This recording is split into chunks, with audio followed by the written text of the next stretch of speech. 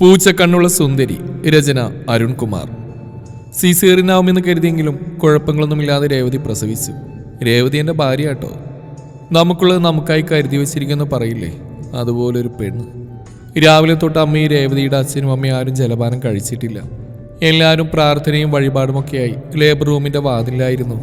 അവർക്കിത്തിരി ചായ വാങ്ങിക്കാമെന്ന് കരുതിയാണ് ഒരു ഫ്ലാസ്കും എടുത്ത് ഹോസ്പിറ്റൽ ക്യാൻറ്റീനിൽ എത്തിയത്. ടീ മാസ്റ്ററുടെ ടേബിൾ ഫ്ലാസ്ക് വെച്ച് തിരിഞ്ഞപ്പോഴാണ് ആ കണ്ണുകൾ ഞാൻ വീണ്ടും കാണുന്നത്. 2-2.5 വർഷങ്ങൾക്ക് ശേഷം. ചേട്ടാ ഇങ്ങനെ നടന്നോ? ഈ കാണുന്ന തൊലിവെളുപ്പും ഗ്ലാമറൊന്നും കുറെ കൂടി കഴിയുമ്പോൾ കാണില്ല കേട്ടോ. ചേട്ടായിയുടെ പ്രായമുള്ളവരെല്ലാം കെട്ടി പിള്ളേരുമായി. ഇക്കാലത്ത് ഒരു ലൈന് പോലും ഇല്ലാത്ത പിള്ളേരുണ്ടോ? മാക്കാനെ പോലെ ഇരിക്കുന്നവരെ 3-4 എണ്ണത്തിനാ മേക്കുന്നത്. ഇതൊക്കെ ഒരു കഴിവാ. വെള്ളിടി പോലെയാണ് അവൻ്റെ വാക്കുകൾ എൻ്റെ ചങ്കിൽ കൊണ്ടത്. ശരിയാണ്, പഠിച്ചതിൽ കൂടുതലും ബോയ്സ് മാത്രമുള്ള ക്ലാസ്സുകളിലായിരുന്നുകൊണ്ട് സ്കൂളിലെ പ്രണയം എന്നൊരു സംഭവത്തിന് വലിയ സ്കോപ്പില്ലായിരുന്നു. ശരിക്കുള്ള കാരണം ഇതൊന്നുമല്ല. പൊതുവെ പെൺകുട്ടികളോട് സംസാരിക്കാൻ തന്നെ എനിക്ക് ഭയങ്കര സങ്കോചമാണ്. കുടുംബത്തിലാണെങ്കിൽ മരുന്നിന് പോലും ഒരു സഹോദരിമാരുമില്ല. പ്രണയിക്കണമെന്നൊക്കെ അതിയായ ആഗ്രഹമായിരുന്നു. പക്ഷെ അതിനുവേണ്ടി മെനക്കെട്ടിട്ടില്ല എന്നതാണ് വാസ്തവം.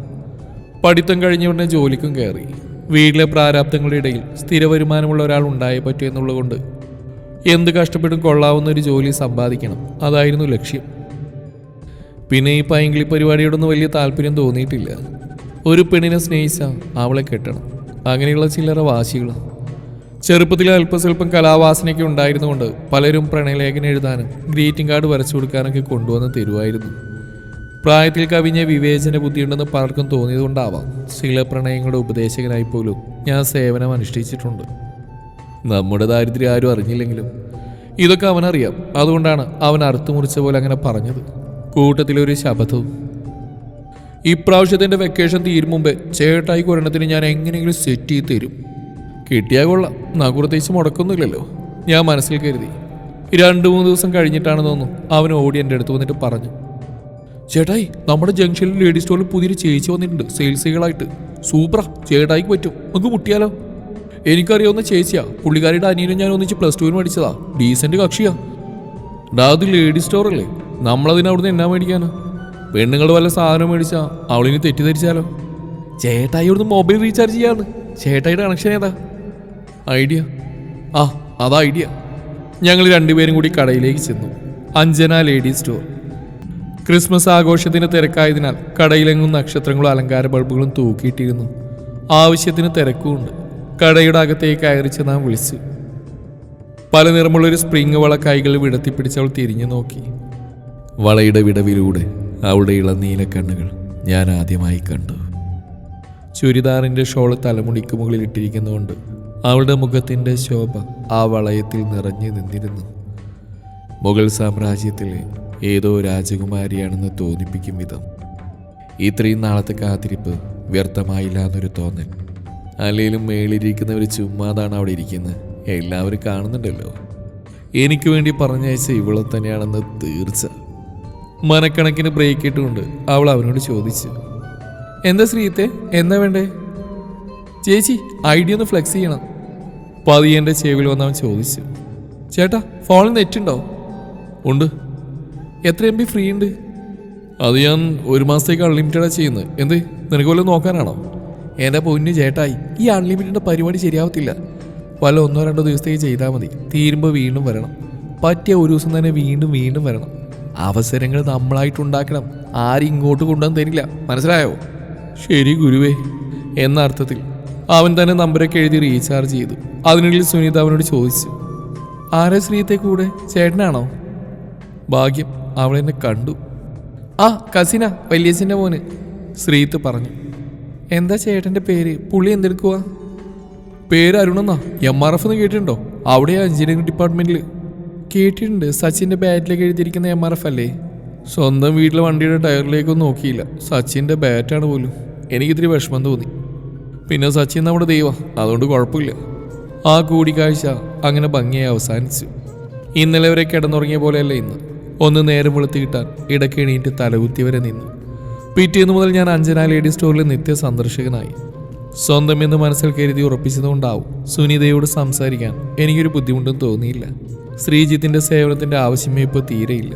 ഞാൻ സ്വയം പര്യാപ്തനായി എന്നൊരു തോന്നൽ. സുനിത BSc ആണ്. ഈ വർഷം ആപ്ലിക്കേഷൻ ഒന്നും കൊടുത്തിട്ടില്ല.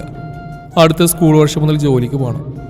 ലേഡി സ്റ്റോറിൻ്റെ ഉടമ ദിവാകരേട്ടൻ്റെ അകന്ന ഒരു ബന്ധുവാണ് കക്ഷി. മുമ്പ് കടയിൽ നിന്ന് മിനിച്ചേച്ച് പ്രസവത്തിനായി ലീവ് എടുത്തപ്പോൾ ദിവാകരേട്ടൻ്റെ നിർബന്ധം കൊണ്ട് കടയിൽ വന്നതാ. അച്ഛനും അമ്മയും ഒരു ഇളയ സഹോദരനുമുണ്ട്. കല്യാണാലോചനകൾ മുറക്ക് നടക്കുന്നുണ്ട്. ജാതകത്തിൽ എന്തോ ചെറിയൊരു ഏനക്കേടുണ്ട്. അതുകൊണ്ട് എല്ലാ ഞായറാഴ്ചയും മുടങ്ങാതെ വീട്ടിൽ കാപ്പി കുടിക്കാൻ ആരെങ്കിലുമൊക്കെ വരും. ചുരുക്കത്തിൽ ഇതാണ് സുനിത. ചുരുങ്ങിയ ദിവസം കൊണ്ട് തന്നെ ഞങ്ങൾ പരസ്പരം നല്ലപോലെ അടുത്തു. ഐ ലവ് യു എന്നൊന്നും ആരും പറഞ്ഞില്ല. പക്ഷേ ഞങ്ങൾ രണ്ടാൾക്കും അറിയാം ഞങ്ങൾ തമ്മിലുള്ള ഇഷ്ടം കേവലം ഒരു വാക്കുകൊണ്ട് പറഞ്ഞ് ഫലിപ്പിക്കാവുന്നതിനപ്പുറമാണെന്ന്. ജീവിതത്തിൽ തന്നെ പുതിയ അർത്ഥതലങ്ങൾ കൈവന്ന ദിനരാത്രങ്ങളായിരുന്നു അത്. ഇതിനിടയിൽ എൻ്റെ കമ്പനിയിൽ അവശേഷിച്ചിരിക്കുന്ന ബാച്ചിലേഴ്സ് എല്ലാവരും കൂടി ഒരു ട്രിപ്പ് പ്ലാൻ ചെയ്തു ഡൽഹിക്ക്. അങ്ങോട്ട് ട്രെയിൻ, തിരിച്ച് ഫ്ലൈറ്റ്, ഒരാഴ്ചത്തെ പ്രോഗ്രാം. ചിലപ്പോൾ ബാച്ചിലർ എന്ന നിലയിൽ എൻ്റെ ഈ അവസാനത്തെ ടൂറാവും ഇത്. ആ ഒരു ത്രില്ലും ഉണ്ട്. ഡൽഹിക്ക് പോകുന്നതിന് തലേദിവസം ഞാൻ സുനിതയെ കണ്ടു. എപ്പോഴൊന്നും വിളിക്കാൻ പറ്റിയൊന്നുമില്ല, റോമിംഗ് അല്ലേ, വെറുതെ വിളിച്ച് നീയും കാശുകളേണ്ട. ഒരു ലിപ് ലോക്കാണ് പ്രതീക്ഷിച്ചതെങ്കിലും ആരും കാണാതെ അവളൊരു ഫ്ലൈയിങ് കിസ് തന്നു. ഞാനത് വാങ്ങി പോക്കറ്റിലിട്ട് നടന്നു. ഒരാഴ്ച കഴിഞ്ഞാൽ തിരിച്ച് നാട്ടിലെത്തിയിട്ടുണ്ടെന്നറിഞ്ഞാണ് ശ്രീജിത്ത് ഓടിക്കതച്ച് വന്ന്. ചേട്ടായി പോലും അറിഞ്ഞായിരുന്നോ? എന്ത്?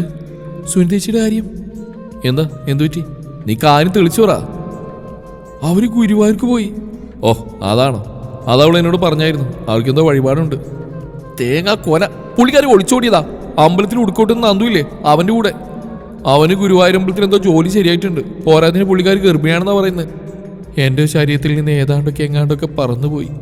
ശ്രീജിത്ത് വീണ്ടും. എനിക്ക് അന്നേ അറിയായിരുന്നു പുള്ളിക്കാരി അത്ര ശരിയല്ലാന്ന്. ഗർഭിണിയാകുന്ന പിന്നെ ആ കടയുടെ കുഴപ്പം കൂടിയാ. ഇതിനുമ്പെന്ന് മിനിച്ചേച്ചില്ലേ, എന്ത് നല്ല പെണ്ണായിരുന്നോ. ആ കടയിൽ വന്ന് 2 മാസം കൊണ്ട് ഗർഭിണിയായി. പിന്നെ ആരോ അത് ഏറ്റെടുക്കുകയായിരുന്നു. കയ്യിലിരുന്ന ബാഗിൽ ആകെ കുറെ മുഷിഞ്ഞ് നാറിയ ഉടുപ്പുകൾ മാത്രമേ ഉണ്ടായിരുന്നുള്ളൂ. ഇത്തിരിയൂടെ കനകൾ എന്തെങ്കിലും കൈ കിട്ടിയിരുന്നെങ്കിൽ ഞാൻ അവരെ തന്നെ തല്ലി പൊളിച്ചേനെ. കണ്ണ് പൂച്ചയുടെ പോലെ കാല് താറാവിൻ്റെ എന്നൊക്കെ പറഞ്ഞ് എന്നെ എരിവ് കയറ്റിയത് ഇവൻ ഒറ്റ ഒരുത്തനാ. അല്ലെങ്കിൽ ഈ പൂച്ചകളിന് പ്രത്യേകിച്ച് ഒരു സൗന്ദര്യം ഉണ്ടെന്നൊന്നും ഞാൻ വിശ്വസിക്കുന്നില്ല.